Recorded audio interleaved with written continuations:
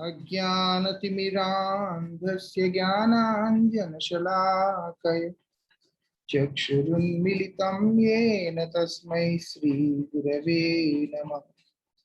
नमः ओं विष्णुपादाय श्रीगौरप्रियमूर्तये श्रीमते भक्तिवल्लभ तीर्थगोस्वामिने नमः। यतीन्द्रियनमस्तुभ्यं गौरकृष्णप्रियात्मने रूपानुगगति ज्ञाय गुरुदेवाय ते नमः। पतित पावन परम करुणामय परमाराध्यतम श्रील गुरुदेव नित्य लीला प्रविष्टो विष्णुपाद परमहंस परिव्राजकाचार्य अष्टोत्तर शतश्री श्रीमद श्रील भक्ति वल्लभ तीर्थ गोस्वामी महाराज जी के अभय चरण में असंख्य कोटि साष्टांग दंडवत प्रणाम करते हुए उनकी अहेतु की कृपा प्रार्थना करता हूं। परमाराध्य श्रील गुरुपाद पद्म की असीम कृपा से हमारा सौभाग्य उदय होता है। हमारा सौभाग्य का उदय कब होता है? परमाराध्य गुरुदेव की कृपा जब हमारे ऊपर हो तभी उदय होता है।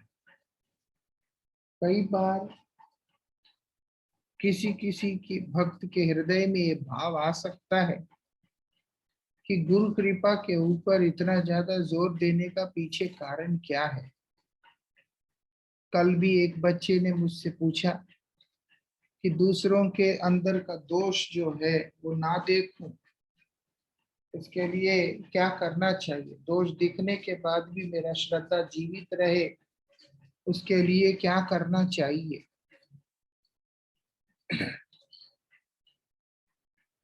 मैंने उस बच्चे से कहा था, और जो कहा वो वास्तविकता में मैंने अपने जीवन में अनुभव किया है, इसीलिए मैं इस बात को बोल पाया। श्रील भक्ति सिद्धांत सरस्वती गोस्वामी ठाकुर श्रील प्रभुपाद इस बात को बतलाते हैं कि जो भजन का स्थान होता है, जिस स्थान को हम लोग मठ आदि के नाम से संबोधन करते हैं, ये वास्तविकता में ये चिकित्सा का स्थान है।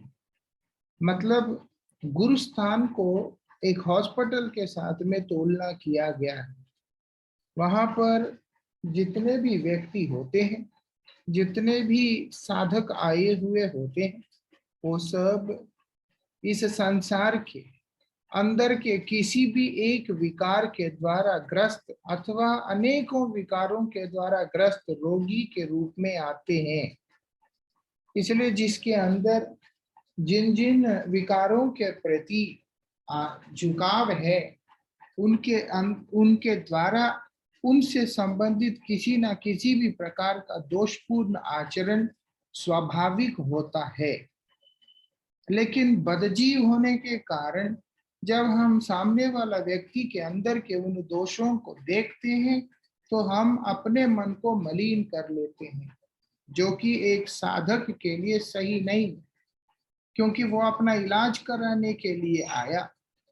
जैसे किसी को कनक का बीमारी होता है तो जब हम उसको देखते हैं, हमें उसके आचरण में दिखलाई पड़ता है कि वो पैसे का बहुत लोभी है। किसी के अंदर कामिनी के प्रति आसक्ति रहता है तो देख के मालूम पड़ता है कि ये स्त्री होने से पुरुष, पुरुष होने से स्त्री के प्रति आसक्ति का भाव दिखलाई दे रहा है। अथवा कोई कोई प्रतिष्ठा कामी होते हैं तो उनके प्रयासों के अंदर प्रतिष्ठा की प्राप्ति का दोष हम लोगों को दिखलाई पड़ता है। जो दोष है सो है। अब किसी को टीबी है, वो चाहे कितना भी छिपाना चाहे वो दिखाई देगा। जॉन्डिस है, दिखाई देगा। कई सारी बीमारियां हैं जो कि दिखलाई देते। दिखने वाले वस्तुओं को देखकर अगर हम अपने अंदर घृणा का भाव को भर लेते तो किस प्रकार से हमारा अपना आध्यात्मिक उत्थान होगा। वो कभी भी संभव नहीं है। अब इससे बचे कैसे? वास्तविकता में इससे बचने का एक ही उपाय है, वो है गुरु कृपा के ऊपर निर्भर होना। क्योंकि गुरुदेव परफेक्ट होते हैं, बाकी जितने भी होते हैं वो सब साधक होते हैं। ऐसे ही गुरुतुल्य जो गुरुवर्ग वैष्णव गण होते हैं, जो कि गुरु जी के जैसे हैं, वो लोगों के अंदर भी परफेक्शन रहता है। इसीलिए जब हम गुरुदेव को मतलब वैष्णवों को देखते हुए उनके आचरण को हम अपने जीवन में धारण करने का प्रयास करेंगे, तो हमारा वास्तविकता में आध्यात्मिक उन्नति होगा, अन्यथा पतन हो जाएगा। जब हम वैष्णव बोल के संबोधन करते हैं, उनमें से सर्वाग्रगण्य गुरुदेव ही होते हैं। इसीलिए बार बार इस बात के ऊपर जोर दिया जाता है कि गुरु कृपा के ऊपर ही हमारा साथ निर्भर करता है। जो साधक अपने गुरुदेव की शिक्षा और आचरण और उनकी ममता के ऊपर निर्भर होकर के चलता है, वही व्यक्ति वास्तविकता में परमार्थिक उन्नति को प्राप्त कर सकता है।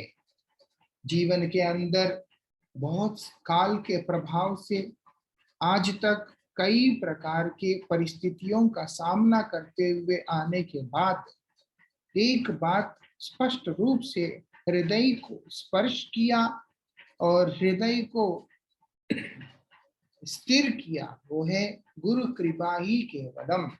केवल मात्र गुरुदेव ही की कृपा ही हमारा रक्षा कर सकता है। अन्य कोई भी साधन हमारा रक्षा नहीं नहीं नहीं नहीं कर सकता है। इसीलिए जो हरि कथा हम श्रवण करते हैं, वो भी उन्हीं का कृपा से हमारे जीवन में आ रहा है। अन्यथा इतनी दिव्य कथा, श्री नाम के प्रति हमारा अनुराग उत्पन्न कराने वाली कथा, ये जगत का किसी भी व्यक्ति के द्वारा या किसी भी तीक्ष्ण बुद्धि वाले किसी भी जीव के कल्पना के द्वारा कभी भी संभव पर नहीं है। हर अवस्था के अंदर हम लोगों का सहारा बनकर हमारे साथ रह के हम पर अनुग्रहित करते हैं वो भगवान अपने कृपामयी रूप श्री गुरुदेव के रूप में आकर। इसीलिए भगवान ने बोल दिया, नयम आत्मा बलहीने न लभ्य।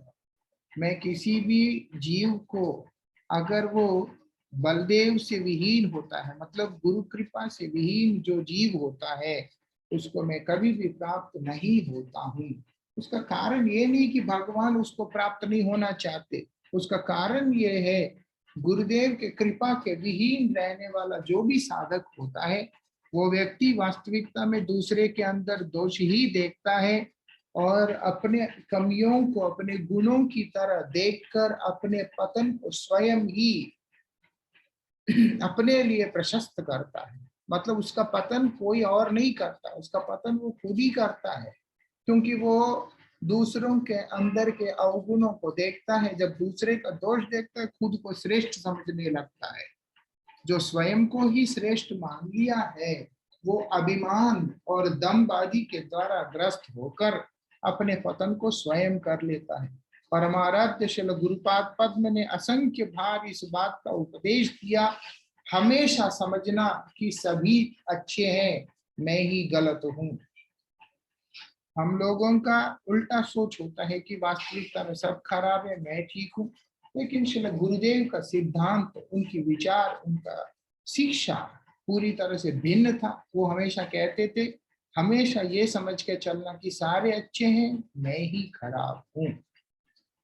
ये बात, मैं खराब क्यों हूँ? उसका सबसे बड़ा कारण है कि मेरा कृष्ण नाम में रुचि नहीं है, भगवत सेवा में शरणागति नहीं है। जरूरी नहीं कि खराब मतलब किसी व्यसन का ही दास हो, व्यसन का आदत तो छूट भी जाएगा, लेकिन भगवत विमुखता का जो बीमारी है वो कैसे जाएगा? वो तो सबसे गंदी बीमारी है। इसीलिए महापुरुषों का दर्शन अलग स्तर में होता है। उससे मैं बचूंगा कैसे? बोलते एक उपाय है, केवल मात्र एक उपाय, गुरुदेव के श्री चरणों को पकड़कर भगवान के आश्रय में चले जाओ। इस बात को गुरुदेव की कृपा से ही समझ पाने के कारण ही मैं बार बार इसका प्रार्थना करता रहता हूँ। हमारे आचार्य कहते हैं, दारू न संसार निधि ताहे डुबाइल विधि। बोलते हैं संसार इतने भयंकर है, संसार रूपी समुद्र कहाँ डुबा देगा कुछ पता नहीं है। अच्छे की तरह दिखाई देते हैं और उसके बाद हमारे जीवन के साथ, भावनाओं के साथ खिलवाड़ करने वाले लोग हर हर क्षेत्र के अंदर इस संसार में भरे हुए पड़े हैं। इन सब के बीच में एक सादा सीधा सा जीव जो कि आगे ही भगवान से विमुख होकर इस संसार के दुखों को भोग करता जीव कहां से शांति से जी पाएगा? उसका सहारा कौन है? अगर हम बड़े गंभीरता से विचार करके देखते, कोई भी नहीं है। उसका केवल एक सहारा, वो है गुरुदेव। इसलिए उनको ही हम लोगों को अपना जीवन का केंद्र बनाकर अपना साधना को करना चाहिए। इसीलिए प्रार्थना करते, केशे धरी मोरे करो पार। बोलते मैं आप कृपा करके मेरे केशों को पकड़कर मुझे किनारा लगा दीजिएगा। गुरु कृपा कितना प्रभावशाली है। हम लोगों ने कई बार चर्चा किया, गुरुदेव को स्वयं कृपा करने का भी जरूरत नहीं है। आदि शंकराचार्य जी महाराज ने तो गुरुदेव के पादुका का ही वर्णन करते हुए बोल दिया। उन्होंने बोलते हैं ये अनंत जो संसार है, ये जो संसार है वो अनंत है, क्योंकि वो भगवान की सृष्टि है। भगवान के आगे इसका अंत है, लेकिन जीव के लिए अनंत है। और इस अनंत संसार रूपी समुद्र को पार करने का साधन कोई भी जीव के अपने सामर्थ्य में है ही नहीं। बोलते तुम गुरु कृपा की बात कर रहे हो, बोलते गुरु कृपा की नहीं, गुरुदेव के पादुका का ही आश्रय ले लोगे, उसी से तुम्हारा जीवन किनारा लग जाएगा। कितना बड़ा, कितना प्रभाव है गुरुदेव और उनसे जुड़ी हुई वस्तुओं में, कौन समझ सकता है।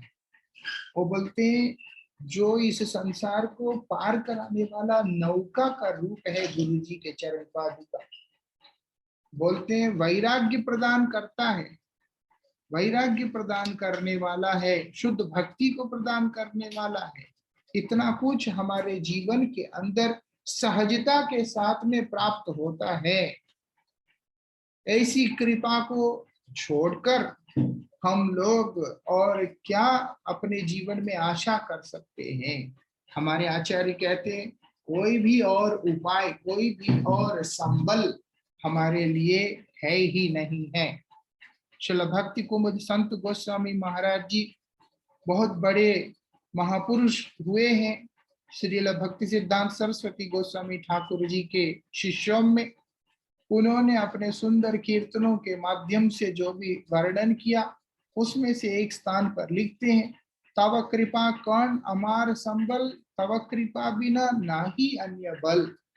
बोलते हैं पूर्ण कृपा का भी आवश्यकता नहीं, आपके कृपा का एक बिंदु ही पर्याप्त है। आपका कृपा ही मेरे लिए एकमात्र सहारा है। इसीलिए बोलते हैं ऐसी कृपा जो भगवान ने कृपा करके हमारे जीवन में दिया, जिसके सहारा लेने पे ही हम लोग अपने आध्यात्मिक जीवन में स्थिर हो सकते हैं। अन्यथा आंखों के आगे जो कुछ भी हो रहा होता है, उन सब को देखने के बाद जीव परमार्थिक जगत में उन्नति कर पाएगा, ये बहुत ही कठिन होता है और होगा भी। इसलिए इधर उधर देखना नहीं होता है। हमारा लक्ष्य भी एक होना चाहिए, हमारा साधन भी एक होना चाहिए, हमारा साध्य भी एक होना चाहिए। इनमें किसी भी प्रकार की खिचड़ी हम लोगों को नहीं करना चाहिए, तब जाकर हम लोग अपने जीवन में उन्नति को प्राप्त करेंगे। जो हो यहाँ पर बड़े सुंदर तरीका से नाम की महिमा हमारे आचार्य लोग हम लोगों के आगे प्रकट कर रहे हैं। हमने सुना कल किस प्रकार से कि गुरुदेव का कृपा से वो नाम हमारे हृदय में प्रकट होगा, लेकिन वो भी कैसे होगा उसको भी हम लोगों ने सुना। कृपा प्राप्त करने से नहीं होता, उसको अनुभव करना होता है, उसके लिए हमें साधन करना पड़ता है। हरिनाम लेने से नहीं होता। उसके बाद उस मंत्र को लेकर, उस नाम को लेकर हम लोगों को दोबारा दोबारा दोबारा उसका कीर्तन करना पड़ता है, जाप आदि करना पड़ता है। तभी समय के अनुसार भगवत प्रेम का प्रादुर्भाव हमारे हृदय में होगा। बोलते हैं शृण्वतम श्रद्धया नित्यम गृहीतस्त सचेष्टितम नाति दीर्घेन कालेन भगवान विशते हृदय। बोलते हैं श्रद्धा युक्त होकर के, वो बोलते हैं शृण्वताम मतलब है कि कीर्तिताम है, फिर उसके बाद स्मरणतम भी है, सब कुछ आ जाता है। हमारे आचार्य कहते हैं परमहंसों के द्वारा प्रकाशित जिन सेवा साधन है उनमें से ये मुख्य है, जहाँ श्रवण कीर्तन और स्मरण। इसलिए ये तीनों के प्रति हम लोगों को निष्ठायुक्त होकर, वैसे तो उनके द्वारा किया गया हर आचरण को एक अलग गुरुत्व देकर के बतलाया गया, लेकिन विशेष रूप से उत्तम भागवतों के द्वारा किए जाने वाले सर्वोत्कृष्ट आचरण को अगर हम देखते हैं उसमें ये तीन मुख्य होते हैं। इसलिए बोलते हैं श्रद्धा युक्त होके नित्य निरंतर श्रृण्वताम, श्रवण करते रहना चाहिए, स्मरण करते रहना चाहिए, कीर्तन करते रहना चाहिए, जाप आदि को करते रहना चाहिए। अप्रतिहता भाव से नित्य निरंतर जो व्यक्ति इन चीजों में रत रहेगा और हृदय में इसको धारण करने का प्रयास करेगा, वो बोलते हैं हृदय के अंदर के जितने भी अभद्र अमंगल आदि ध्वंस होकर जब उपयुक्त समय आएगा, तब उसी विशुद्ध हृदय में भगवान का प्रादुर्भाव भी हो जाएगा, भगवान वहां पर आके विराजमान हो जाएंगे। ये बात यहाँ पर बताया गया है। अभी आगे श्रील हरिदास ठाकुर जी महाराज जी का जीवन इतिहास को यहाँ पर बतला रहे हैं। जब देखा आसपास के अंदर भजन के लिए उतने अनुकूल परिवेश को उन्होंने नहीं देखा, शुद्ध भक्त कभी भी उस जगह पर रहना पसंद नहीं करता जहां पर भजन के लिए प्रतिकूल वातावरण है।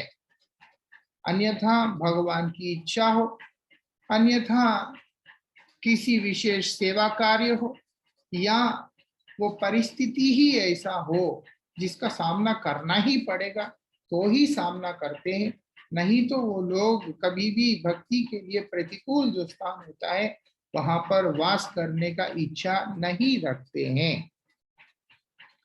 अभी इन्होंने क्या किया, आसपास का जो माहौल उनको जब ठीक नहीं लगा, उन्होंने बेनपुर को छोड़कर चांदपुर की ओर निकल गए हैं। जब निकल गए, ये कहाँ पे है, ये बोलते हैं ये सप्तग्राम के साथ में जुड़ा हुआ है, ये सप्तग्राम के साथ में जुड़ा हुआ है। और उस ग्राम का जो जमींदार है उनके नाम था, दो भाई था, उनमें से एक का नाम था हिरण्य मजुमदार और दूसरे का नाम था श्री गोवर्धन मजुमदार। ये लोग वहां के बहुत बड़े जमींदार थे और ये लोग क्या करते थे, जो कर आदि वसूल करके सरकार को जमा भी करते थे, होता है ना टैक्स सबको देना पड़ता है, वो सारा टैक्स ये लोग भी कलेक्ट करते हैं और ये खुद भी बहुत जमींदार हैं, रईस हैं। इसीलिए ये लोग क्या करते हैं, तो सारा पैसा लेकर नवाब के पास जमा करते हैं और उनके घर का एक पारिवारिक पुरोहित होता था, जैसे कुलगुरु जैसे होते हैं जो लोग, वो लोग, उनका नाम था श्री बलराम आचार्य। अभी अभी भी है, फैमिली डॉक्टर है, फैमिली वकील है, ये सारे लोग हैं अभी। लेकिन पूर्व काल में ऐसा नहीं होता था, क्योंकि लोग क्रिमिनल कामों में उनका रुचि नहीं होता था, धर्म आदि कार्यों में ही वो लोग मुख्य रूप से नियुक्त रहते थे।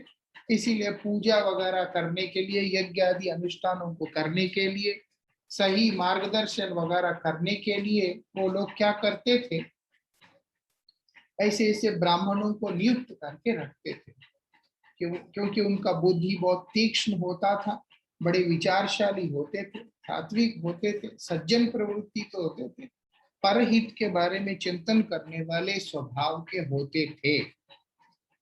तो इसीलिए यहाँ पर बलराम आचार्य जो है उनके जो कुल पुरोहित रहे हैं और उनका घर चांदपुर में ही है। अब बलराम आचार्य जो है वो श्री हरिदास ठाकुर जी के शिष्य हैं, इसी कारण से वो वहां पे आए। तो उन्होंने क्या किया, वहां पर आके सोचा कि यहाँ पर मैं रह के भजन करूंगा शांति से। तो इसीलिए बलराम आचार्य ने देखा कि उनका घर तो जनारण्य में थोड़ा एकांत में उनके लिए स्थान आदि का निर्माण करके रख दिया। और रोज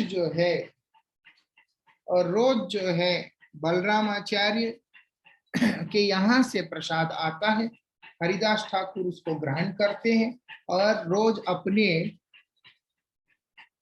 संख्या के अनुसार नाम का जाप करते रहते हैं। अब रघुनाथ दास गोस्वामी जो कि साधारण व्यक्ति नहीं है, श्री चैतन्य महाप्रभु के विशेष कृपा पात्र स्वरूप दामोदर गोस्वामी के अनुगत जन एवं षड गोस्वामियों में मुख्य जो हुए हैं और परम विरक्त होकर भगवान का भजन में डूबे हुए रहने वाले एक महान पुरुष हैं श्री रघुनाथ दास गोस्वामी, जिन्होंने कृपा करके श्री कृष्णदास कविराज गोस्वामी को अपने सारे ग्रंथों को देने के कारण श्री चैतन्य महाप्रभु के जो चरितामृत है उसको प्रकट करने में बहुत बड़ा सहायक हुआ। लगभग 16 वर्ष चैतन्य महाप्रभु के साथ में श्री रघुनाथ दास गोस्वामी जी ने व्यतीत किया एक साथ। इसीलिए और स्वरूप दामोदर गोस्वामी जो कि श्री चैतन्य महाप्रभु के बहुत ही सन्निकट एवं अंतरंग पार्षद हैं, उनके मुख से महाप्रभु की महिमा को श्रवण किया और स्वयं महाप्रभु का संग करके जिन जिन चीजों को अनुभव किया उस सभी को उन्होंने अपने पर्सनल डायरी के अंदर नोट करके रखा था, जो बाद में उन्होंने श्री कृष्णदास कविराज गोस्वामी को दिया, जिसके चलते उनको श्री चैतन्य चरितामृत की रचना में बहुत ज्यादा सहायता मिला। इतने बड़े व्यक्तित्व हैं श्री रघुनाथ दास गोस्वामी, कोई साधारण व्यक्ति नहीं है। और उनको क्या होता है, वो कौन है, वो गोवर्धन मजुमदार का बेटे हैं। ये गोवर्धन मजुमदार और उनका भाई जो है हिरण्य मजुमदार को कोई संतान नहीं है, इसलिए श्री गोवर्धन मजुमदार के पुत्र श्री रघुनाथ दास गोस्वामी को दोनों भाई अपने बेटे के रूप में ही देखते थे। और इतना ज्यादा उनका पास संपत्ति था, सब कुछ था, लेकिन जब रघुनाथ दास गोस्वामी वहां पर थे और हरिदास ठाकुर जब वहां पर थे तो ये अक्सर उनका दर्शन करने जाया करते थे सरल हृदय के साथ। जब ऐसे महापुरुष के श्री चरणों में जाके उपस्थित हुए, उनके कृपा प्राप्त करने के कारण इनके अंदर भगवान के प्रति प्रगाढ़ अनुराग उत्पन्न हो गया रघुनाथ दास गोस्वामी के अंदर। क्यों, वो देखते थे छोटा सा बच्चा है, प्यारा सा है, ऐसे इच्छा होता था, वो आशीर्वाद देते थे, प्यार करते थे, स्नेह करते थे, और उसी के प्रभाव से रघुनाथ दास गोस्वामी के अंदर जो है भगवान के चरणों में भक्ति तीव्र हो गया।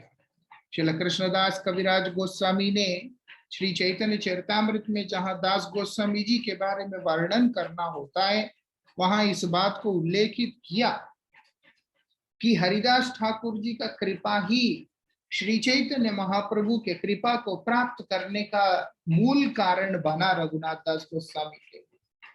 इसीलिए रघुनाथ दास गोस्वामी के ऊपर कृपा करने के लिए ही महाप्रभु वहां पे गए थे, लेकिन जगत को शिक्षा देने के लिए उन्होंने, महाप्रभु ने रघुनाथ दास गोस्वामी को बोल दिया कि वापस जाओ। बोलते ऐसे बंदर जैसे वैराग्य करना नहीं, वापस जाओ। जबकि वो उनको मिलने के लिए ही वहां पे गए थे। क्यों? क्योंकि हरिदास ठाकुर जी के कृपा से वो पहले से ही अभिषिक्त हो चुके।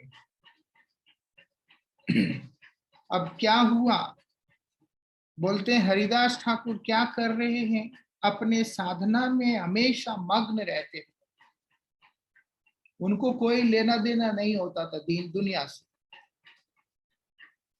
वो क्या करते हैं, केवल अपनी साधना में डूबे रहते। एक दिन क्या हुआ, बलराम आचार्य ने उनसे प्रार्थना किया।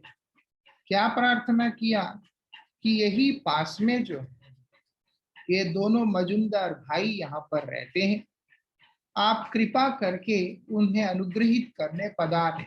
जैसे होता ही है, तो संत आते बोले चरण डाल दीजिए, ऐसे ऐसे रहते। तो इसीलिए बलराम आचार्य से वो लोगों ने प्रार्थना किया। हरिदास ठाकुर से डायरेक्ट नहीं बोला, बलराम आचार्य से बोला। बलराम आचार्य उनके शिष्य हैं, तो उन्होंने जाके हरिदास ठाकुर से प्रार्थना किया कि आप कृपा करके उनके यहाँ चरण डाल दीजिए। चलो ऐसे अब क्या किया, ये दोनों भाई जो है बड़े प्रेम और आदर के साथ में हरिदास ठाकुर का स्वागत किया। ऐसे होता था पहले।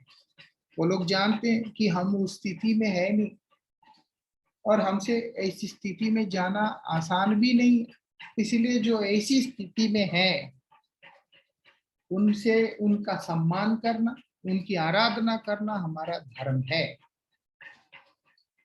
इसलिए वो लोगों ने क्या किया, उनका विशेष रूप से सेवा किया। सेवा करने के बाद एक सुंदर से स्थान में उनको विराजमान कराया और उनको वहां पर प्रणाम आदि करके सब बैठे हुए हैं। खुद दोनों भाई बहुत बड़े विद्वान हैं, ऐसे मूर्ख नहीं है। और उसके बाद उनके साथ रहने वाले जितने भी और जितने भी है वो भी बड़े बड़े विद्वान हैं। इसके अतिरिक्त हरिदास ठाकुर वहां पधार रहे हैं, ये बात को सुनने के बाद और भी बहुत सारे विद्वान वहां पे एकत्रित हुए।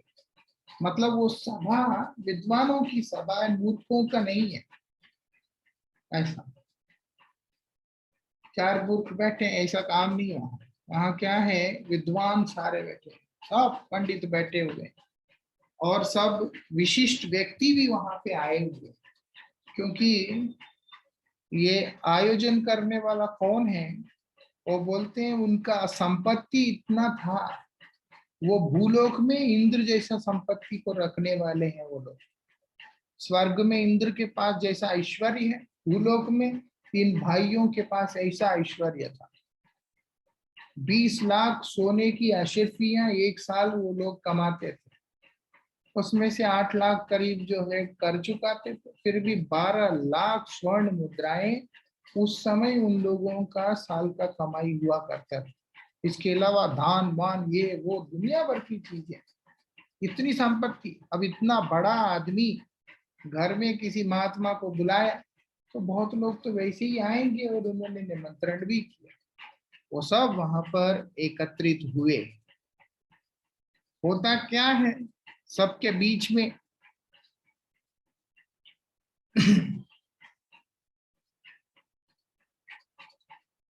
सब ने मिलकर श्रील हरिदास ठाकुर की महिमा में कुछ ना कुछ बोलने लगे वहां पर, कि महापुरुष हैं, संत हैं। क्या कर रहे हैं वो, ये सब सुनकर दोनों भाई बड़े आनंद में हैं। बोलते हैं सबके सब इस बात को जानते थे कि हरिदास ठाकुर प्रतिनित्य 3 लाख हरिनाम किया करते थे। बोलते हैं इसीलिए जब वहां पर हरिनाम का चर्चा उठा, बोलते हैं ना हलवाइयों के लड़ाई में जो है लड्डू ही मिलते हैं, उधर कुछ होता नहीं है, लड्डू ही होते हैं या कुछ मिठाइयाँ होता है, वो इसको मारता है उसको मारता है। और अगर लग भी गया तो मिठाई मिलेगा और क्या, है ना, और कुछ नहीं मिलते हैं। इसी प्रकार से जब भक्त लोग और विद्वान लोग ये सब एक साथ में बैठते हैं, वहां सिर्फ शास्त्र का चर्चा होता है। बाकी की जो चर्चा होता है वो सिर्फ मूर्खों की सभा में होता है। जो विद्वान होते हैं, जो भक्त होते हैं, जो समझदार होते हैं, वो लोग केवल शास्त्र की चर्चा करते हैं। तो इसलिए वहां पर भी जब पता है कि ये 3 लाख हरिनाम करते हैं तो नाम चर्चा शुरू हो गया। जब शुरू हो गया, बड़ी विचित्र बात है, वो चर्चा जो है एक विवाद के रूप में आ गया। वहां पर एक विवाद के रूप पैदा हो गया। कुछ लोग बोल रहे हैं कि हरि नाम का आश्रय लेने पर सारे पाप ध्वंस होते। कुछ लोगों का ये मत था कि अगर हमने हरि नाम का आश्रय लिया तो हमारे पाप ध्वंस हो जाते हैं। और कुछ लोग बोलते हैं कि नहीं, अगर हरि नाम का आश्रय लिया तो व्यक्ति माया के चुंगल से मुक्ति को प्राप्त कर लेता है। किसी किसी का कहना है कि मोक्ष मिल जाता है, किसी किसी का कहना है कि उसको क्या मिलता है, पापों से छुटकारा। हरिदास ठाकुर बैठ के सुन रहे, जब सब देख रहे हैं, हरिदास ठाकुर ने स्पष्ट शब्दों में एक बात कहा। वो बोलते हैं ये प्राथमिक परिणाम ही नहीं है हरिनाम। मतलब है कि ये जो कह रहे हैं वो भी सही नहीं है, ये जो कह रहे हैं वो भी सही नहीं है। क्योंकि आप लोग जिस परिणाम का को प्राथमिकता दे रहे हो, वो बोलते वो वास्तविकता में है ही नहीं है उस प्रकार। सब आश्चर्यचकित होकर के देख रहे हैं। क्या बोलते हैं हरिदास ठाकुर? बोलते हैं जब हरिनाम करने का प्रभाव ये है, उसका परिणाम ये है, वास्तविक फल ये है, वो भगवान के श्री चरणों में एकांतिक प्रेम, उस विषय को आप लोग छोड़कर पाप मुक्त होंगे, मोक्ष आदि को प्राप्त करेंगे बोल रहे हैं, ये सही नहीं है। कौन बताता है? शुद्ध भक्त भी बताता है। इतने बड़े बड़े विद्वान हैं, शास्त्र को लेकर चर्चा भी कर रहे हैं, लेकिन उनके समझ में हरिनाम केवल पाप मुक्त करता है अथवा मोक्ष प्रदान करता है। लेकिन हरिदास ठाकुर का ये कहना है कि वास्तविकता में आप दोनों का जो दृष्टिकोण है नाम को लेकर, उससे हम सहमत नहीं है। उसका कारण ये है, हरिनाम करने वाला व्यक्ति के जीवन में वास्तविकता में सर्वप्रथम क्या होता है, भगवान के चरणों में एकांतिक प्रेम होता है। आनुषंगिक रूप से पाप भी ध्वंस होते हैं, मोक्ष आदि भी प्राप्त होते हैं। आनुषंगिक रूप से मतलब वो उसका मुख्य कारण है नहीं, गौण कारण है। मुख्य क्या है, मुख्य प्रयोजन क्या है? बोल रहे हैं एकांतिक भक्ति। यहां पर इसी बात को बतला रहे हैं।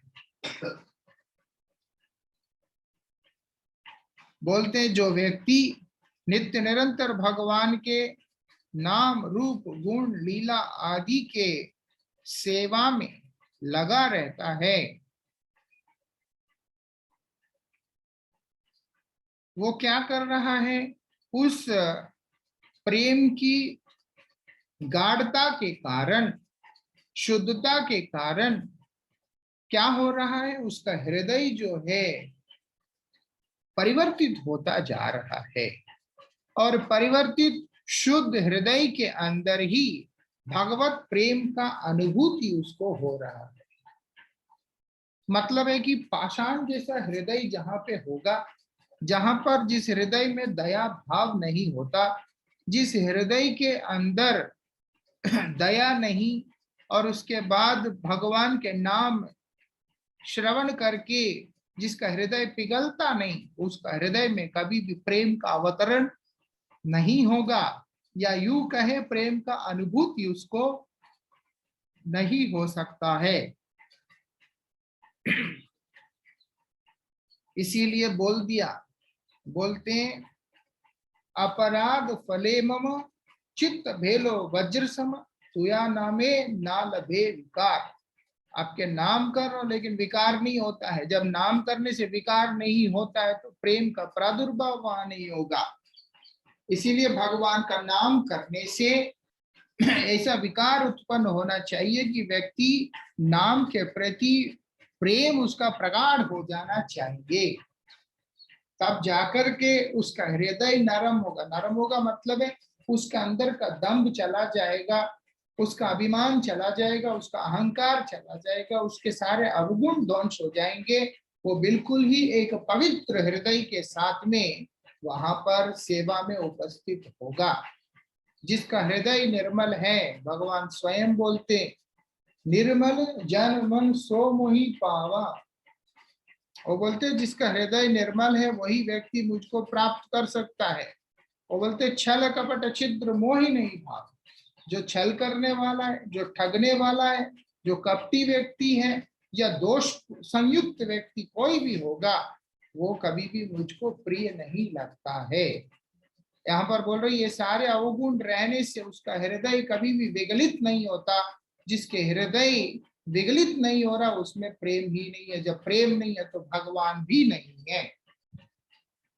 भगवान बिना प्रेम के आ ही नहीं सकते। बोलते हैं ऐसे जो व्यक्तित्व होते हैं जो उस प्रेमानंद में विभोर रहते हैं, वो लोग कब हंसते हैं, कब गाते हैं, कब रोते हैं, कब चिल्लाते हैं, क्या करते हैं, कब नृत्य आदि करते हैं, क्या करते हैं, उनको ही पता नहीं होता। ऐसे जो व्यक्ति होते हैं वो लोग कब क्या करते हैं उनको पता होता ही नहीं। ये अवधूत स्थिति है। वो कब क्या करते हैं, कैसे करते हैं, वो उनको मालूम ही नहीं पड़ता। इसीलिए यहाँ पर बताया एवं व्रतः स्वप्रिया नाम कीर्त्या जातानुरागो धृतचित्त उच्चै हसत्यथो रोदिति रैति गायन्त्यमानन्द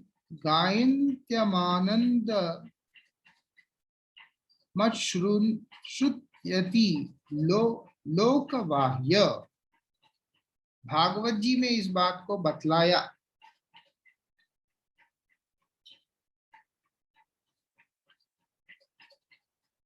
श्रीमद् भागवत जी ने इस बात को बताया। वो लोग किसी भी प्रकार के लौकिक विचारों को चिंता ही नहीं करते। कौन क्या सोचता है, कौन क्या समझता है, उनको इन सब चीजों से कोई फर्क ही नहीं पड़ता। ना ही वो इन चीजों के बारे में चिंता करते हैं। उनका काम क्या होता है, वो उस प्रेम में डूबकर केवल मात्र अपने प्रेम को अभिव्यक्त करते रहते हैं भगवान के आगे। भले ही जगत का व्यक्ति उनको कुछ भी समझे, उन्हें उन चीजों का प्रभाव नहीं होता है। वो प्रेम इसी से प्राप्त होता है। किससे प्राप्त होता है? बोलते नाम कीर्तन जो व्यक्ति करेगा उसी से प्राप्त होता है। भगवान का नाम करने से प्राप्त होता है। वही बात हरिदास ठाकुर जी महाराज वहां पर बतला रहे।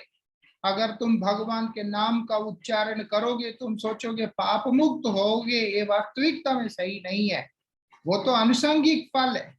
जिस प्रकार से सूर्य का उदय होना इस संपूर्ण जगत को प्रकाशमान करना, एक नवीन ऊर्जा प्रदान करना होता है, लेकिन अनुषंगिक रूप से अंधकार भी वहां से ध्वंस हो जाता है। केवल अंधकार को ध्वंस करने के लिए सूर्य उदय नहीं होता। सूर्य उदय किस लिए हो रहा है जी? बोलते अंधकार को मिटाने। बोले ना, और बोलते जगत को प्रकाशमान करने, जगत के अंदर एक ऊर्जा भरने। आप चाहे जितने मर्जी लाइटें जला लो, जब तक कि सूर्य उदय नहीं होते वो ऊर्जा शरीर को मिलता ही नहीं है, जीव को वो ऊर्जा मिलता ही नहीं है। हमको लगता है कि बिना बैटरी की घड़ी वगैरह जो है या सोलर पैनल जो है सौर ऊर्जा से चलता है। वास्तविकता में ये शरीर को चलाने के लिए भी उस ऊर्जा की जरूरत पड़ता है। मतलब एक जीवन के अंदर जो भी है, जैसे पौधे होते हैं उनको अंकुरित करने के लिए भी वो चाहिए होता है। इस जीवन को ताजा करने के लिए, जीवन को जीवित रखने के लिए उस सूर्य का होना जरूरी होता है। उसी के लिए सूर्य का उदय होता है, ना कि अंधकार मिटाने के। क्योंकि अंधकार मिटाना है तो लाइट भी है, दिए भी हैं, उसी से भी अंधकार मिट जाता। बोलते ना, सूर्य के प्रकाशित होने पर एक ऊर्जा मिलता है, जीवन मिलता है, और आनुषंगिक रूप से अंधकार भी चला जाता है। उसी प्रकार से भगवान का नाम जिस समय प्रकाशित होता है, वो बोलते हैं भगवत प्रेम प्राप्त होता है। अनुसंगिक रूप से मोक्ष भी मिलता है, अनुसंगिक रूप से आपके पाप आदि भी ध्वंस हो जाते हैं। ये बात हरिदास ठाकुर जी महाराज बता रहे हैं। इसलिए कई लोग बोलते हैं भगवान का नाम किया जी, बड़ा विशेष था, नौकरी लग गया, ये हो गया, बेटी का शादी हो गया, फलाना हो गया। ये सब वास्तविकता में अनुसंगिक फल है, लेकिन मूल रूप से भगवान का नाम तुम कर रहे हो, तुम्हें भगवान के चरणों पर प्रेम हुआ कि नहीं, या उस रास्ते में तुम चल पा रहे हो कि नहीं, ये मुख्य रूप से देखने वाला विषय है। अगर हम उससे पतित होते हैं तो हम चाहे जो कुछ भी प्राप्त करते हैं वो सब वास्तविकता में हमारा सौभाग्य नहीं माना गया, हमारा परम दुर्भाग्य माना गया है। भोग कभी मिलता है, बोलते नामापराध करने से मिलता है। मतलब है कि बेढंग तरीका से भगवान का नाम करने से, भगवान का प्रति प्रेम ना रखने से और उनकी प्रेम की कामना नहीं रखने से, फिर भी अगर हम लोग माला कर रहे हैं, भगवान का नाम कर रहे हैं, इसीलिए भगवान कृपा करके उसको भोग दे देते, जा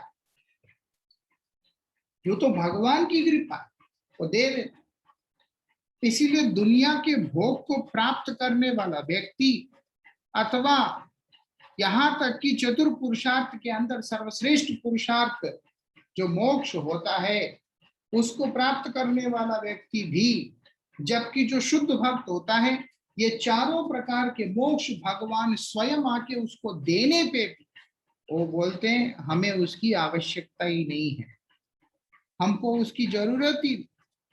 क्या बोल रहे हैं, हे नाथ मुझे उसको लेना नहीं है।